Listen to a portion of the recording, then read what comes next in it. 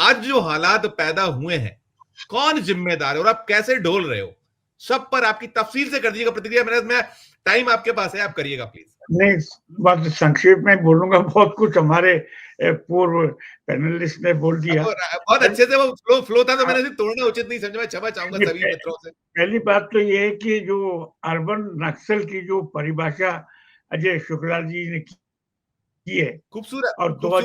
2025 में मैं उससे पूरी तरह से सहमत हूं कि अगर अर्बन नक्सल ये हैं जो संविधान, लोकतंत्र, बेरोजगारी के साथ जो खड़े हैं, इसकी बात उठाते हैं, तो मेरा तो खैर एक इतिहास रहा, मैं उसमें नहीं जानना चाहूंगा, वो एक अलग बात है। हम लोग तो सब इमरजेंसी के मीसा वारंटी ने रहे, खैर। तो लेकिन आज अर्बन नक्सल की का जो मसला उठा है और उसकी अजय जी ने जो नई ढंग से कहे, मैं समझता हूँ कि एक बुनियादी बातों के साथ, ईमानदारी के साथ जो खड़ा है, अगर उसको आप अर्बन नक्सल कहते हैं, तो ये तो आप खुद अपने आप पे तमाचा मार रहे हैं। ठीक सच्चाई बात। ये है कि ये दौर जो है पोस्ट ट्रुथ पॉलिटिक्स का है, यानी उत्तर सत्य राजनीति का।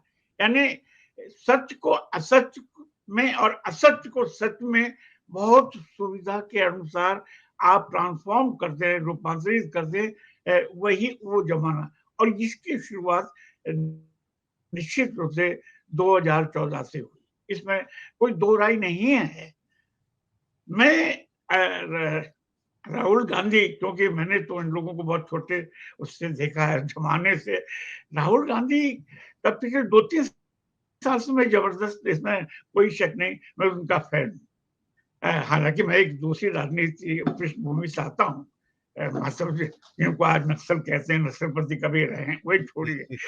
लेकिन राहुल गांधी की सबसे बड़ी विशेषता है जो और किसी में नहीं थी, वो उन्होंने शुरू से विचारधारा की लड़ाई लड़ी है। उन्होंने यही सवाल उठाया कि भारत जोड़ो और भारत न्याय यात्रा, जो 3 साल 4 साल से कहा कि ये लड़ाई सत्ता की नहीं है, विचारधारा की लड़ाई है। कौन दिल्ली के तख्त पर बैठे, कौन नहीं बैठे, ये दूसरा सवाल है। सवाल तो है कि विचारधारा, और विचारधारा का संघर्ष लंबा चलता है, एक दिन में नहीं खत्म नहीं हो जाता, एक चुनाव में खत्म नहीं हो जाता। दो चीजें होती है, सरकार बदलना ही क्रांति होती है जो पूरी तरह से व्यवस्था को बदले। सरकारें तो आती और जाती हैं, वो क्रांति नहीं होती है। क्रांति का जो असली परिभाषा है, उसमें पूरा सिस्टम, आपका political system, economic system, cultural system, social system, ये सब आता है। तो सब बदलते हैं, जब सब बदलते हैं उसे क्रांति कहते हैं। तो ये राहुल जी ने उस बात को उन्होंने समझा कि भाई एक बेसिक सवाल उठाना है, तो उठाया उन्होंने। तो आज जो सबसे बड़ा, क्योंकि चुनाव आयोग, किसी भी देश का चुनाव आयोग, उस पर लोकतंत्र का जो ढांचा है वो खड़ा रहता है। अगर मान लो चुनाव आयोग ही करप्ट हो जाए या झूठा हो जाए, तो इसका मतलब कि आपका लोकतंत्र का जो पूरा स्तंभ है, इमारत है, वो भुनने पिलपिलिए कभी भी गिर सकती है। तो चुनाव आयोग की सबसे बड़ी जिम्मेदारी लोकतंत्र में है, एक जीवंत, एक वाइब्रेंट डेमोक्रेसी के लिए चुनाव आयोग को ईमानदार रहना बहुत जरूरी है। इसलिए जो दो पावर पॉइंट प्रेजेंटेशन राहुल ने किया, ये बड़े जबरदस्त। देखिए, राहुल गांधी एक नई ढंग की पॉलिटिक्स कर रहे हैं, इसको बहुत लोग समझ नहीं पा रहे। उन्होंने बहुत एकेडमिकली, सिस्टमेटिकली चीजों को समझाने की कोशिश की। आज तक उससे पहले किसी भी पार्टी का, यहाँ तक कि लेफ्ट पार्टी में जरूर सिस्टमेटिकली समझाया जाता है, लेकिन और किसी भी पार्टी में इतना नहीं होता था। पहले एक जमाना था जब कांग्रेस में Congress forum for socialist action का एक होता था, और उसको हमने बहुत कवर किया। उस समय बहुत जबरदस्त डिबेट होती थी लैंड रिफॉर्म को लेकर के, फ्यूडलिज्म को लेकर के। मैं उस इतिहास में भी जानना नहीं चाहूंगा, लेकिन वो होती थी।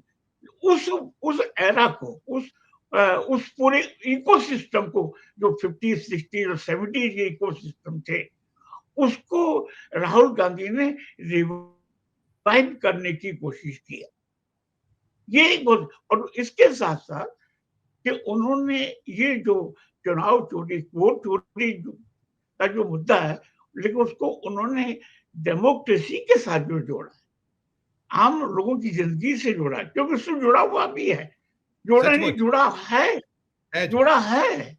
जी हाँ, वह जी हाँ। अगर आप, जैसे कि कल ये परसों का जो उन्होंने प्रेज़ेंटेशन किया था, और उसमें जो किस तरह से टेक्नोलॉजी का जो इस्तेमाल होता है, वाक़ई जो अभी थोड़ी देर पहले अपने जो हरियाणा के जो उन्होंने बताया कि सही है कि हमारे बैंकों का वो ओटीपी अगर सब गायब हो जाए, कुछ दूसरा कर ले, राइट, तो ये भयानक बात है। तो मैं ये कहता हूँ कि राहुल गांधी का जो प्रेजेंटेशन दोनों रहे, हाइड्रोजन बम की बात छोड़िए, ये यही सबसे बड़े सवाल है। और राइट। उसमें मुझे एक ज्ञानेश, सवाल और करना है, एक सवाल और करना है मुझे। आप करिए, कंप्लीट करिए एक आध लाइन में। मैं एक सवाल आप ही से शुरू करके वापस जाऊंगा, मुझे सबसे करना है। एक मैं करूंगा, 2 4 5 मिनट चलेगा मुझे। उसमें चुनाव आयुक्त ज्ञानेश गुप्ता, और उससे पहले जो दूसरे से जो भी जिनके बारे में कहा जाता है कि देश से फरार हो गए, कहीं कहाँ पर, कहीं किसी और देश के वो जी जी जी, कहा जाता है। सिटीजन जी हाँ। बन गए, आई डोंट नो। लेकिन मेरा मतलब ये कि ये बहुत डीप स्टेट का मामला है। अजय, ये ठीक इस बारे में उठाया, ये डीप स्टेट का मामला है। इसके कि आप चुनाव मशीनरी को पूरा हाईजैक कर लो, यस यस यस। और मैं एक सवाल, किसी जो मैं चीज़ सुन रहा था। मैं आप ही से करता हूँ, आप ही से शुरू करता हूँ, और मैं 2 चीज़ें कहूँगा। पहले आपने जो सभी ने कहा, एक तो मैं अजय जी को बहुत शुभकामनाएँ और बहुत सैल्यूट करूँगा, उन्होंने जिस तरीके से परिभाषित किया है उस अर्बन नक्सल को, लाजवाब है अजय जी, सैल्यूट है आपने। मैं थोड़ा आज इतना लंबा हो रहा था, इसलिए मैंने कहा कि बहुत देर से रुके हैं, इसलिए मैं व्यवधान, मुझे उसके लिए क्षमा चाहूँगा, दर्शकों आपसे भी क्षमा चाहूँगा। बहुत शानदार तरीके से किया है डिस्क्राइब। 2 चीज़ें हैं, देखिए राहुल गांधी को यदि प्रधानमंत्री पद पाना होता, तो 2009 में मिल रहा था उनको। उस समय तश्तरी में सजा था, 4 में उनकी माँ ने छोड़ा था, 9 में राहुल गांधी ने छोड़ा था। और फिर आपने जो कहा कि वो न्याय यात्रा, उनकी लड़ाई दूसरी है, सत्ता की लड़ाई वो नहीं लड़ रहे हैं। बोल रहे हैं कि हमें जब मिलेगा, जब होगा तब होगा, लेकिन देश में जो आज देश को आवश्यकता उस ओर हम बढ़ रहे हैं। और दूसरा देखिए, पाकिस्तान का चुनाव आयोग अभी स्वीकार कर चुका है, जब वहां हुआ था पूरे का पूरा इमरान खान वाला जो कांड हुआ, माना है उसने कि हाँ हमने गलतियां की। 2 चीज मैं आपको एक चीज बताता हूँ, देखिएगा राहुल गांधी की मांगों को मैं दिखाना चाह रहा हूँ, दिखाऊंगा, और इसी पे मैं सबका छोटा छोटा 1 2 लाइन का सवाल मैं चाहूंगा। देखिए उन्होंने ये जो सवाल किए हैं, उन्होंने कह रहे हैं कि एक तो ये है कि भाई बीजेपी पर एंटी इनकम्बेंसी का असर नहीं होता, जबकि बाकी दल इससे प्रभावित होते हैं। पहले कम तकनीक में चुनाव जल्दी हो जाते थे, अब महीनों तक चलते हैं, एक दिन में चुनाव क्यों नहीं होते। चुनाव आयोग इलेक्ट्रॉनिक डेटा क्यों नहीं देता, जानबूझकर ऐसी वोटर लिस्ट देता है जिससे मशीन से नहीं पढ़ा जा सकता। फिर वो कह रहे हैं कि भाई आरोप जो उनके, चुनाव आयोग सीसीटीवी फुटेज नहीं देता ताकि कोई सबूत ना बचे, आयोग सबूतों को छुपा रहा है और फर्जी वोटिंग रोकने के प्रयास नहीं कर रहा है, और मांग कर रहा है कि न्यायपालिका को इस मामले में दखल देना चाहिए और साथ में चुनाव आयोग को चुनाव की रक्षा करनी चाहिए, ना कि किसी पार्टी को जिताने का माध्यम बनना चाहिए। अब ये चीजें उठाना, यदि अर्बन नक्सल है, यदि ये आप कहीं देश को अस्थिर करने की बात है, जोशी जी क्या कहिएगा सब पर? राहुल गांधी की मांग ये कौन सी नाजायज मांगे? यहीं से आपसे छोटी छोटी 1 2 लाइन की टिप्पणी। पॉइंट बाई पॉइंट कर लूंगा। एक पहली तो बात यह है, इसमें बीजेपी पार्टी और उससे जुड़े जितने भी संगठन है, चाहे वो संघ हो और दूसरे हो, सबके सामने एक सर्वाइवल का सवाल हो गया कि क्योंकि उनके साथ ये पहली बार सत्ता मिली है केंद्र में उनको, और इसी में इनका 100 साल भी पूरे हो रहे हैं, और उन्होंने एक सपना देखा था कि हम सब इसमें हिंदू राष्ट्र बना देंगे और हिंदुत्व एजेंडा चलेंगे। वो उन्हें बिखरता दिखाई दे रहा है। यस पहली यस बात यस। तो उनके विचार, उनके साथ से एक हमारी सहानुभूति होनी चाहिए कि वो सपना बिखरा, क्योंकि देखिए ये इस समय भाजपा सत्ता प्रतिष्ठान निर्लजता और असत्य के शिखर पर है।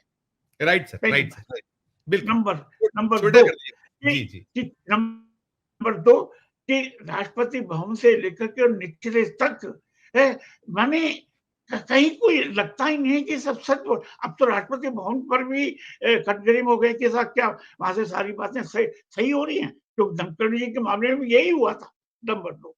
नंबर 3 कि अब वो कितना भागेंगे, कितना पलायन करेंगे, यानी जो जो ये दो बातें जो राहुल गांधी ने दो प्रेजेंटेशन किया, उससे जो बातें तो उससे चुनाव आयोग की पूरी छवि कटघरे में खड़ी हो गई। राइट सर, राइट तो सर, ये तो इसलिए ये एक जबरदस्त मौका, तो इसके लिए भाजपा सत्ता प्रतिष्ठान किसी भी कीमत पर किसी भी स्तर तक उतर सकता है, ये मान के चलिए, क्योंकि मतलब मेरे पास शब्द नहीं है, और मैं उनकी भाषा का इस्तेमाल करना नहीं चाहूंगा, क्योंकि मेरे वो काफी ट्रोल करते हैं, कई तरह की गालियां देते हैं, मान्य माँ बहन पता है। हम लोग तो डरते नहीं, मैंने हम लोग उनको ये कहता हूँ कि आपके आपके भाषा संस्कार को मैं नमन करता हूँ, मैं तर्क से जवाब नहीं दे सकता। राइट, तो ये राइट सर, तक सुनना नहीं चाहते, सिर्फ गाली,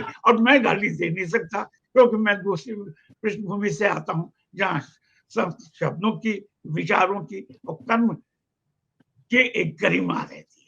तो मैं ये राइट कहता सर। हूँ, राहुल गांधी एक सही राहुल गांधी ने जो परचम उठाया है बुनियादी इस समय, मैं समझता हूँ अगर वो अर्बन नक्सल है, तो आप ये 80 साल का बूढ़ा भी नक्सली है। ठीक।